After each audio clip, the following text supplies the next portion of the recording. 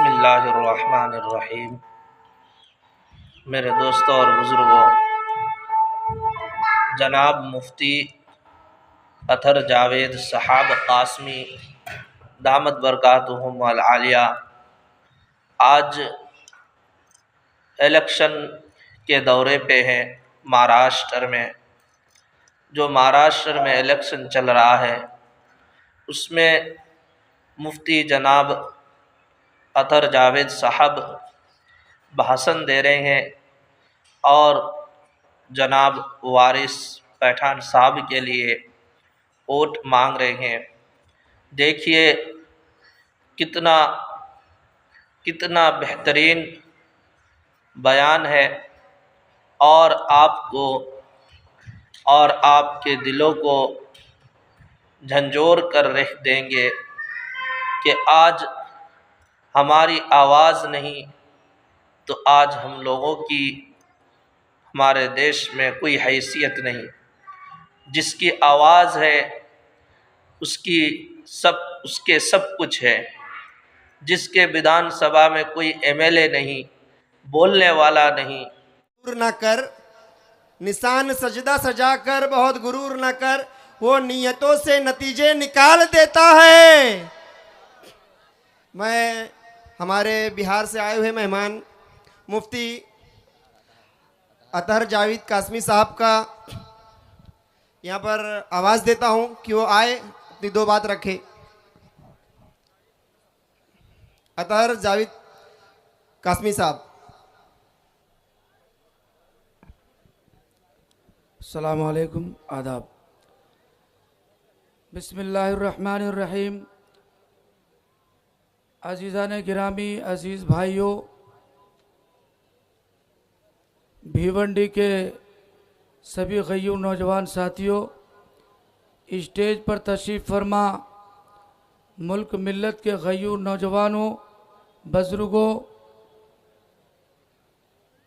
आज के इस अज़ीमुश्शान इंतखाबी इजलास में हमारी शिरकत बाइस मसर्रत है। हम बिहार सीमांचल किशनगंज से चलकर इस बात को कहने के लिए आए हैं कि जब बिहार की हुकूमत ने सीमांचल के लोगों को हक हुकूक देने के लिए कतराते थे और मुसलमानों को नज़रअंदाज करते चले जा रहे थे, तो सबसे पहले शेरे हिंदुस्तान इज़्ज़त माब जनाब बैरिस्टर असदुद्दीन अवैसी ने 2015 में बिहार की हुकूमत को ललकार कर सीमांचल को एक हक दिलाने के लिए हुकूमत बिहार को ललकारने का काम किया और यही नतीजा है कि आज पूरे बिहार के अंदर अगर बिहार की हुकूमत को खौफ और दहशत है तो बैरिस्टर असदुद्दीन अवैसी से है।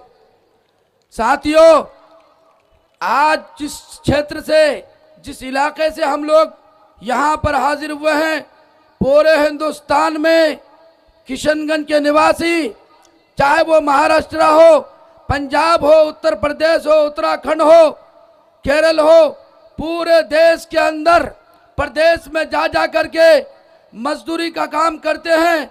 लेकिन बैरिस्टर असदुद्दीन अवैसी ने 2015 में बिहार में दस्तक दे करके बिहार की हुकूमत को ललकारने का काम किया। मैं पूछना चाहता हूं मेरे गय्यूर नौजवानों, एक तरफ फिरका परस्त ताकत, जिसका कन्वेनर, जिसका मुखिया देश के अंदर जहर उगलने का काम करता है, चाहे वो नरेंद्र मोदी हो, चाहे वो अमित शाह हो, भारतीय जनता पार्टी के कोई भी हो, जो देश के अंदर जहरीला सांप की तरह नफरत फैलाने का काम कर रहे हैं। और दूसरी तरफ वो मौका परस्त ताकत है जो हमेशा मुसलमानों को बीजेपी और भारतीय जनता पार्टी का खौफ दिलाकर वोट लेने का काम किया। कोई असेंबली में जाने का काम किए, कोई पार्लियामेंट में जाने का काम किए, लेकिन नतीजा क्या निकला? पार्लियामेंट में पहुंच गए, असेंबली में पहुंच गए, मुसलमानों की बात तो क्या, मुसलमानों की आवाज को उठाने के लिए भी उन्हें नहीं दिया गया और वो गुलाम बनकर रह गए उस पार्टियों का। आज जरूरत है इस बात की। आपको मालूम है पूरे भारत के अंदर चाहे वह जुल्म किसी दलित के ऊपर हो, चाहे वह मुसलमानों के ऊपर हो, चाहे वह किसी भी धर्म के साथ हो, सबसे पहले अगर पूरे भारत में आवाज उठती है उसका नाम बैरिस्टर शमसुद्दीन अवैसी है। साथियों, कब तक खामोश रहोगे? खामोश मिजाजी हमें जीने नहीं देगी, और जीना है तो कोहराम मचा दो। मैं कहना चाहता हूं भारतीय जनता पार्टी के मुखिया से कि खुशी की आंख में गम की जगह रखना। तुम जो मुसलमानों को डराने की बात करते हो, कभी मुसलमानों की दाढ़ी को नुचवाते हो, कभी टोपियों को उछालते हो, कभी मस्जिदों पर हमले करते हो, कभी मदरसों पर हमले करते हो, वक्फ तरमीमी बिल पर बात करते हो। मैं चैलेंज करता हूं मुसलमानों, जब वक्फ तरमीमी की बात, बिल की बात होगी तो बैरिस्टर शमसुद्दीन अवैसी बोलेंगे, जब तलाक की बारी आएगी तो बैरिस्टर साहब बोलेंगे, और जब अखलाक का कत्ल होगा तो बैरिस्टर साहब बोलेंगे, या कोई बिल्किस बानो का मामला होगा तो बैरिस्टर साहब बोलेंगे। जब वोट की बारी आती है तो गठबंधन की बात कहां से आ गई? क्यों नहीं हम बैरिस्टर साहब को मजबूत करने के लिए उनके कार्यकर्ता, उनके वर्कर और उनके उम्मीदवार को हम जिताने का काम करेंगे। इसलिए मैं इस क्षेत्र से आया। आज हमारे जरूरत है, पूरे हिंदुस्तान को जरूरत है, वारिस पठान जैसे नेता की जरूरत है।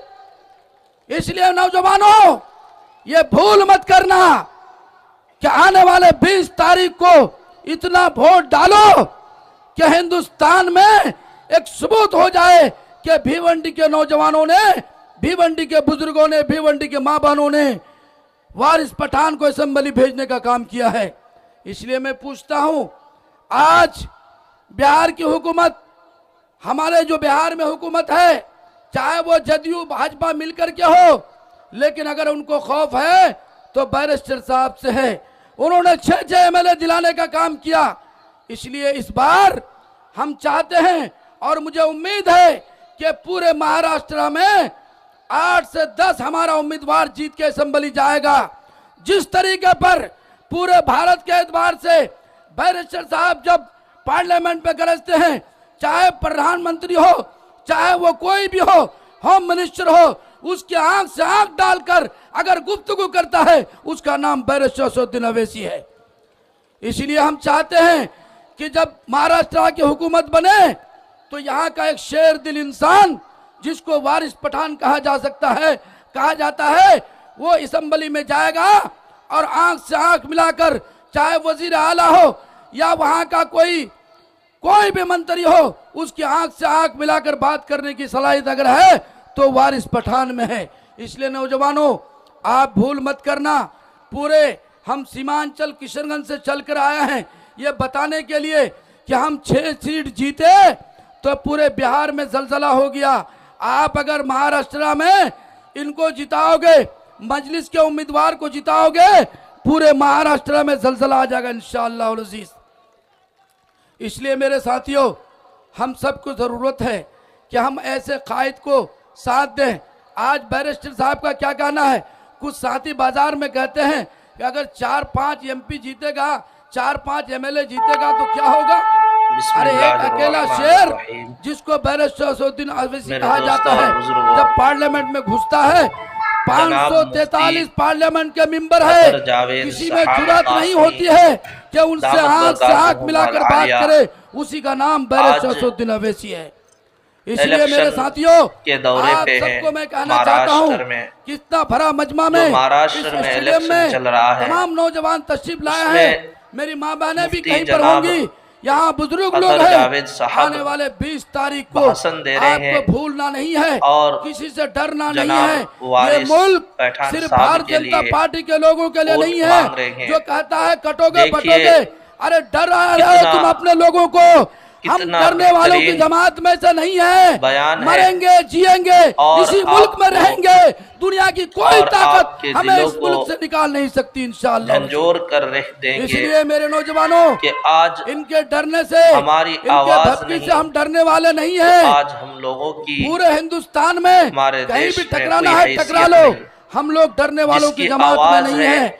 चाहे बेबाकी के साथ भिवंडी में बुलवा लो, मुंबई के किसी जिसके नागपुर में विधानसभा बुलवा में लो, कोई दिल्ली एमएलए की नहीं, सरजमीन पर बुलवा लो, बोलने वाला लाल नहीं, किला में बुलवा लो, उसके लिए कुछ रामलीला नहीं। मैदान में और बुलवा लो, जिसके लिए कहीं भी बोलने बुलवाओ, वाला है, डंक की उसके चोट पर लिए बोलेंगे सब कुछ है। हम हिंदुस्तानी थे, देखिए मुफ्ती हिंदुस्तानी अतर है, जावेद हिंदुस्तानी साहब की रहेंगे। दुनिया इस की कोई भाषण को ताकत देखिए हमें इस मुल्क से निकाल और नहीं सकती। दुआ करिए इसलिए मेरे नौजवानों, मजलिस बस मैं ये गुजारिश इत्तेहादुल करूंगा मुस्लिमीन के कि बातिल से दबने वाले जितने वो आसमां नहीं है, हम एमएलए बातिल वाले से दबने इलेक्शन वाले लड़ रहे हैं, वो आसमां नहीं, उम्मीदवार हम इलेक्शन 100 लड़ बार रहे कर हैं। चुका है तू अल्लाह इम्तिहान सबको हमारा। कामयाब करे साथियों, और सबको दस्त तू चुनकर दस्त है, दरिया भी ना छोड़े हमने, महाराष्ट्र सारे के जुल्मात में घोड़े भी दौड़ा दिए असेंबली हमने। में पहुंचने और की ये कहते हैं कि मुसलमानों की तौफीक नुमाइंदगी दे करते हैं, सिर्फ और मुसलमानों अल्लाह की नहीं कामयाबी दे। बल्कि पूरे हम भी देश दुआ में करते हैं कोई भी मजलूम हो, और आप सब भी सबकी दुआ करें आवाज उठाने वाले का कि नाम अल्लाह ताला बैरिस्टर सबको शरफुद्दीन अवैसी है। कामयाबी उनकी शान कामयाब में दे,